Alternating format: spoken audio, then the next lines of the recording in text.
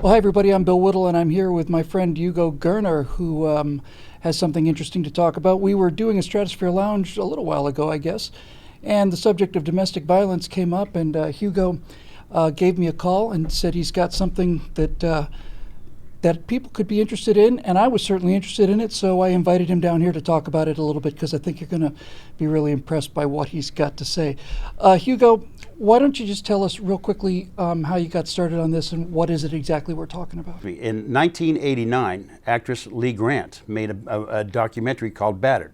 And there was a woman that was interviewed in the first couple of minutes of that documentary, Lisa Bianco. Lisa Bianco was murdered by her husband. She was actually beaten to death. Actually, from that event, that when she was murdered, came the Victims Identification Notification System, VINES, and they started to use that.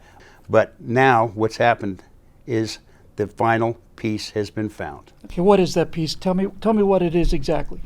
An alert device that's linked to the GPS ankle bracelet that an offender would be fitted with. And so the system knows where the offender is.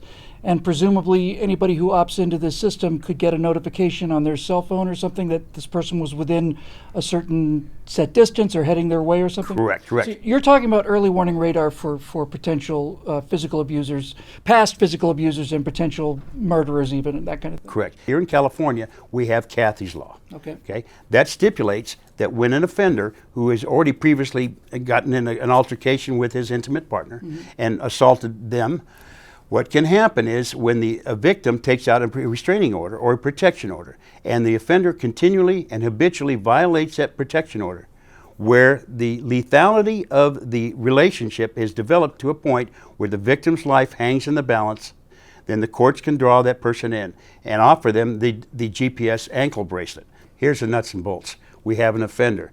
GPS ankle bracelet on that offender. Okay. We have a victim. Now the technology these people can move around because the victim has the final piece to the puzzle. That victim has a device that they can carry with them, and they can move around independently that's linked to the satellite up in space. And guess what? As soon as that offender crosses what's called that victim's geofence, then the victim gets an alert, the sheriffs get an alert, and so does the offender. So the great thing about this is you're not talking about setting up people with guns and hope to win a shootout. You're going to avoid the violence in the first place. The victim is going to get a notification that this previous aggressor is on his way, and she'll have time to get out of harm's way before any of this stuff actually develops. Correct. Plus it also gives you the evidence for the prosecution after the fact, right? You'll be able to show in a court of law that this guy not only violated this boundary, but violated it intentionally and repeatedly and so on. Correct. And this is one of the beauty. If you go to pamgps.com, it explains it all, everything right there. Okay. So why are you so passionate about this? Well, my whole point is I want to leave something behind. I want to leave this world a little bit better place than I got here when I got here. The point is that here's the thing: we want to save lives, and if we can do it proactively, that's the ideal. But there's a challenge in this. Okay, I've done a little bit of work, and I've spent a little bit of money. My challenge is to the American people watching this: help me out. Okay, I can't do this by myself. I would like everyone watching to complete this puzzle. Write a letter to your local congressman and write a letter to your local sheriff's department. And what does that letter say? All you have to do is ask them to look into this technology. It's an alert GPS technology that for the very first time in history ever, it will change lives. It will change the domestic violence dynamic. And so that technology, we've included a link to the website there. Yes, we have. So you can include that link in a letter if they're curious, but basically you just advise sheriffs or legislators that a system exists that can prevent murders, assaults, rapes, all of this stuff. And the reason I got involved with it was because to me it sounded like an idea whose time has way come.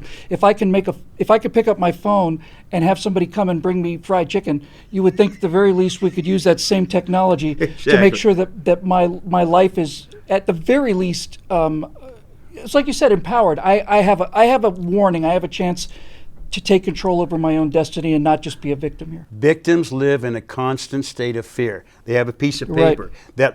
That boundary is just a piece of paper. That's all it is. It's like the line on the highway. When we can change the dynamic, the whole thing changes. Fantastic. Fantastic. Well, I feel strongly enough to certainly donated my time for this project, and Hugo, I know, is a man of top level integrity. So we're putting this together as a public service for you to take a look at this because it's important. It's important to you whether or not you have family members or loved ones who suffered from domestic abuse.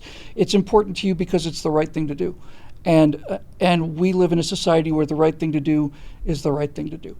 So thank you for giving us your time this afternoon. Hugo, thanks very much for coming bet. in.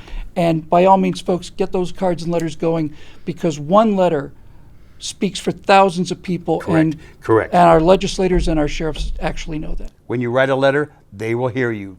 I guarantee you that.